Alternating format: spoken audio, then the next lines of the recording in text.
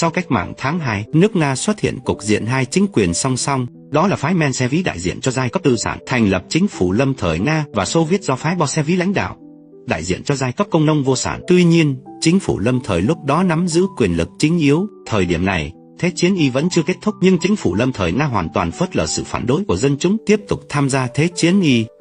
Ngoài ra, sau khi nắm quyền, chính phủ lâm thời Nga còn đàn áp, bắt bớ đảng viên Bolshevik. Ngày 7 tháng 11 năm 1917, Onin lãnh đạo đảng Bolshevik liên kết các lực lượng vũ trang công nông, phát động cuộc khởi nghĩa vũ trang, lật đổ chính phủ lâm thời Nga trong một đòn, thiết lập chính quyền vô sản thứ hai trong lịch sử nhân loại và là quốc gia xã hội chủ nghĩa đầu tiên do đảng theo chủ nghĩa Ma lãnh đạo, tức Cộng hòa xã hội chủ nghĩa Xô Viết Liên bang Nga, gọi tắt là nước Nga Xô Viết. Sự kiện này chính là cách mạng tháng 10 nổi tiếng trong lịch sử nước Nga. Chính quyền Xô Viết từ đó chính thức trở thành đảng cầm quyền duy nhất tại Nga. Năm sau, Bolshevik đổi tên thành Đảng Cộng sản Nga. Sau khi nước Nga Xô Viết thành lập đã ký hiệp ước Jelito với đế quốc Đức và các đồng minh gồm đế quốc Áo Hung để rút khỏi Thế chiến Y.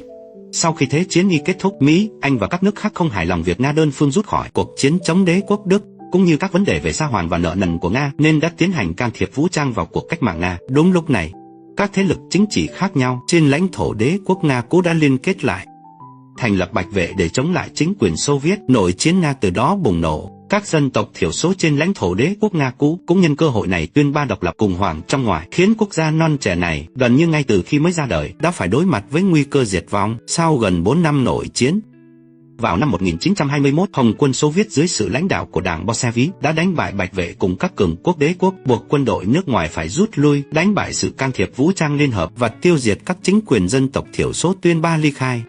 Cuối cùng, chính quyền Nga Xô Viết non trẻ đã tồn tại được. Ngày 30 tháng 12 năm 1922, Liên bang Cộng hòa xã hội chủ nghĩa Xô Viết do Nga cùng hợp thành đã chính thức được thành lập.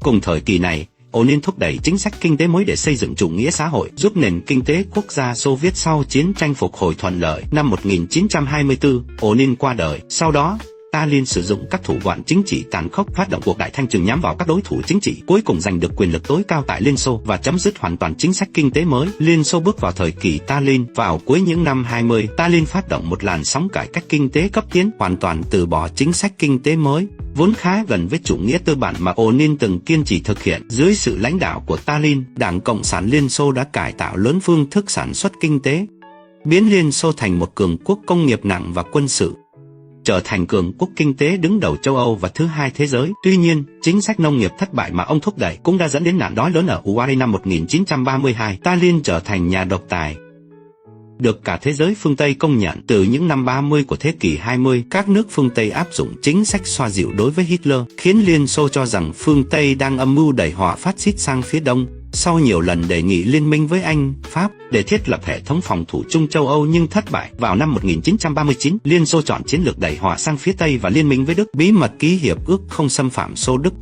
Sau khi Thế chiến Roman Thu bùng nổ, theo phạm vi ảnh hưởng được phân chia trong hiệp ước, Liên Xô lấy danh nghĩa thiết lập tuyến phòng thủ phía Đông để ngăn Đức xâm lược, đã xuất quân cùng Đức chia cắt Cộng hòa Ba Lan thứ hai, xâm lược Phần Lan và chiếm đóng một phần Đông Âu. Hành động này khiến Liên Xô mất lòng trong giai đoạn đầu Thế chiến Roman Thu, thúc đẩy các nước láng giềng ngả theo phe trục phát xít.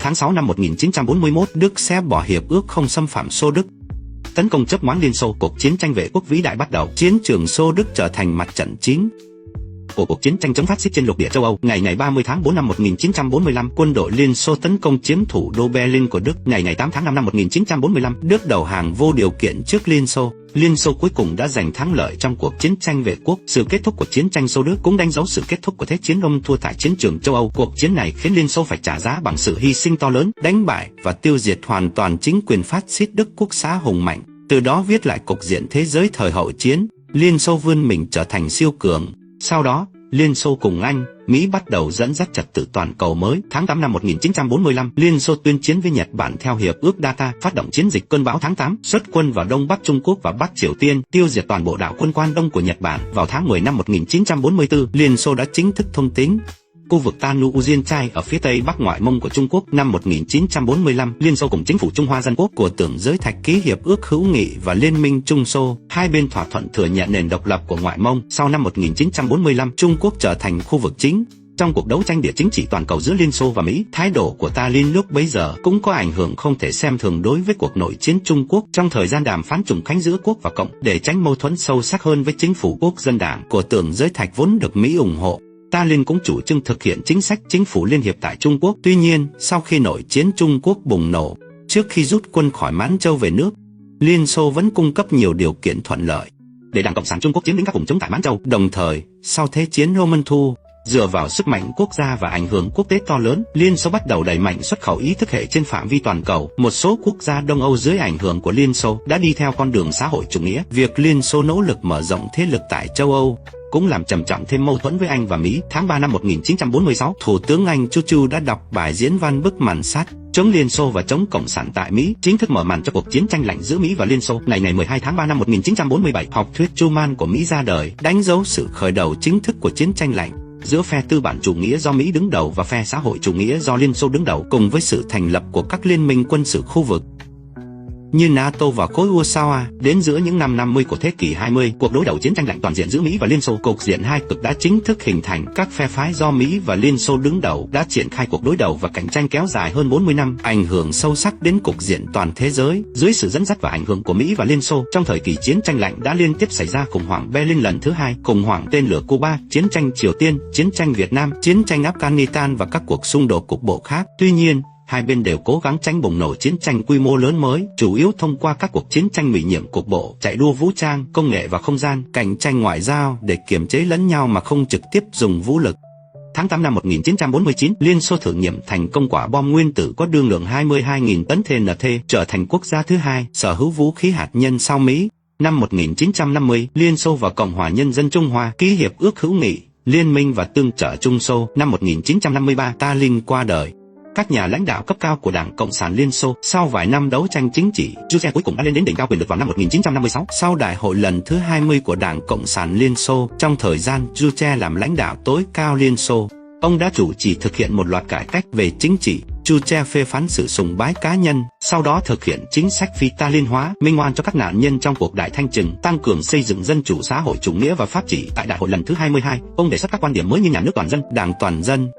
Về kinh tế, ông điều chỉnh chính sách nông nghiệp và cải tiến cơ chế quản lý nông nghiệp, cải cách cơ chế quản lý công nghiệp, giúp cải thiện đời sống kinh tế của người dân Liên Xô. Tuy nhiên, báo cáo bí mật mà Juche công bố tại Đại hội 20 phê phán toàn diện Stalin cũng từng gây ra bất ổn chính trị tại các nước đồng minh xã hội chủ nghĩa ở Đông Âu, dẫn đến các cuộc bạo loạn tại đây. Vào những năm 60 của thế kỷ 20, Juche chủ đạo việc làm xấu đi quan hệ Trung Xô, từng rút toàn bộ các dự án viện trợ cho công cuộc xây dựng chủ nghĩa xã hội thời kỳ đầu của Trung Quốc. Đồng thời, Juche cũng là người hoạch định chính trong các sự kiện như khủng hoảng Berlin lần thứ hai và khủng hoảng tên lửa Cuba. Năm 1964, Juche bị buộc phải từ chức thông qua một cuộc đảo chính không đổ máu. Zhane nhậm chức bí thư thứ nhất ban chấp hành Trung ương Đảng Cộng sản Liên Xô, trở thành lãnh đạo tối cao của Liên Xô. Sau khi loại bỏ các mối đe dọa đối với quyền lực của mình, Zhane cùng Kosin, Kohony và Sulo đã thiết lập chế độ lãnh đạo tập thể tam đầu chế. Liên Xô bước vào thời kỳ Zhane. Sau khi lên nắm quyền, Zhane chấm dứt chính sách phi Stalin hóa của Juche, khôi phục hình ảnh tích cực của Stalin ở một mức độ nhất định. Tuy nhiên, tư tưởng và chính sách của ông quá cứng nhắc, dẫn đến việc sửa sai quá mức, khiến nhà nước và xã hội Liên Xô mất đi sức sống cải cách và tiến bộ. Đồng thời, Zhane đề bạt nhiều thân tín vào chính trường Liên Xô, hình thành tầng lớp đặc quyền lấy Zhane làm trung tâm. Hiện tượng tham nhũng, trộm cắp và chiếm đoạt tài sản nhà nước trở nên rất phổ biến, hối lộ thành phong trào, hiệu suất sản xuất thấp kém. Giai đoạn sau của thời đại Zhane được gọi là thời kỳ trì trệ và sơ cứng của Liên Xô. Trong thời gian Zhane tại nhiệm từ năm 1964 đến 1982, sức mạnh quân sự của Liên Xô tăng lên đáng kể, số lượng vũ khí hạt nhân vượt qua Mỹ, khiến Liên Xô trở thành siêu cường quân sự theo đúng nghĩa lịch sử. Thời kỳ này, Liên Xô đẩy mạnh chính sách bành trướng ra bên ngoài, nhiều lần gây ra xung đột vũ trang và mở rộng thêm phe xã hội chủ nghĩa. Đồng thời, quan hệ với Trung Quốc cũng ngày càng xấu đi, nhiều lần phát động xung đột quân sự tại biên giới Trung Quốc, thậm chí đe dọa tấn công hạt nhân vào Trung Quốc. Việc quan hệ Trung Xô xấu đi chắc chắn đã thúc đẩy việc cải thiện quan hệ Trung Mỹ và thiết lập quan hệ ngoại giao giữa hai nước. Về mặt kinh tế, thời đại Zhane, thực lực kinh tế của Liên Xô đã tụt hậu xa so với Mỹ, mức sống và chất lượng cuộc sống không được như ý. Đồng thời, cuộc chạy đua quân sự và công nghệ với Mỹ cũng tiêu tốn rất nhiều quốc lực của Liên Xô. Năm 1982, Zhane qua đời.